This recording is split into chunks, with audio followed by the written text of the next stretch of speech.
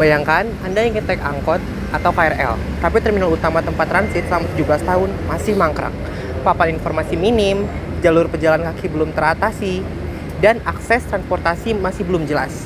Proyek Terminal Terpadu Margonda Depok seharusnya mempermudah mobilitas jutaan warga Depok. Tapi kenyataannya, masyarakat bingung dan frustasi. Perkenalkan, kami dari kelompok 4, dan dalam video ini kami akan mengungkap kegagalan komunikasi pembangunan di balik proyek ini dan bagaimana informasi seharusnya sampai ke warga dengan jelas, cepat, dan partisipatif. Di sini, kami akan membawa kalian melihat kondisi proyek, masalah komunikasi yang terjadi, dan rekomendasi agar proyek ini benar-benar bermanfaat bagi masyarakat. Terminal Terpadu Margonda sudah direncanakan sejak tahun 2008 sampai 2009 sebagai terminal tipe C yang terintegrasi langsung dengan stasiun Depok Baru. Lokasinya strategis karena pancoran mas dilintasi dari 20 trayek angkot dan total 1.561 kendaraan angkutan umum yang beroperasi pada tahun 2025. Terminal ini juga direncanakan menjadi titik integrasi bis kita Trans Depok, termasuk koridor Terminal Margonda Stasiun LRT Harjamukti, serta koridor baru Sawangan Terminal Depok dan Permata Depok atau Citayam Terminal Jati Jajar yang dikembangkan di tahun 2026. Namun hingga kini bangunannya mangkrak, papan informasi terbatas, jalur pejalan kaki belum tertata, dan akses angkot dan KRL belum terintegrasi secara optimal. Pengguna transportasi kesulitan mengetahui titik naik turun dan status dari terminal ini sendiri. Masalah utama bukan hanya fisik bangunan, tetapi komunikasi publik yang masih lemah. Sebagian masyarakat bahkan belum tahu terkait dengan status proyek terbaru, timeline pengerjaan, dan pihak yang bertanggung jawab.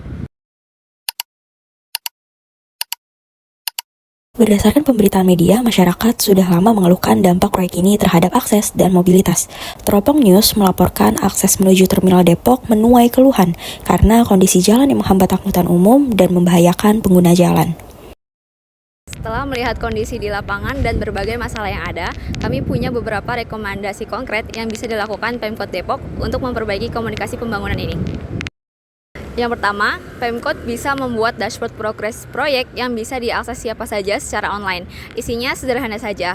Yang pertama bisa mencakup status pembangunan, timeline pengerjaan, kendala yang sedang dihadapi, dan siapa saja yang bertanggung jawab. Kedua, perlu ada infografis dan update rutin yang disebarkan tidak hanya di website resmi atau media sosial Pemkot, tapi juga di papan informasi tingkat RW dan kelurahan, karena tidak semua warga aktif di media sosial. Informasi harus bisa mereka temukan di sekitar tempat tinggal mereka. Ketiga, perlu dibuka forum warga atau kanal aduan yang bisa digunakan warga, pedagang, maupun pengguna transportasi untuk bertanya atau menyampaikan masukan langsung. Komunikasi itu harus dua arah, bukan cuma dari atas ke bawah saja. Dan yang keempat, pendekatannya harus hybrid. Bisa digabungkan komunikasi digital dengan pertemuan tatap muka. Ini penting supaya kelompok yang mungkin kurang melek teknologi, seperti lansia, pedagang kecil, atau warga di daerah terpencil, tetap bisa mendapat informasi yang sama. Proyek Terminal Terpadu Margonda Depok menunjukkan bahwa kegagalan komunikasi pembangunan dapat memperlambat penerimaan masyarakat dan efektivitas program. Dengan komunikasi yang jelas, rutin, dan inklusif, proyek ini bisa meningkatkan mobilitas warga, mendukung integrasi transportasi, dan membangun kepercayaan publik.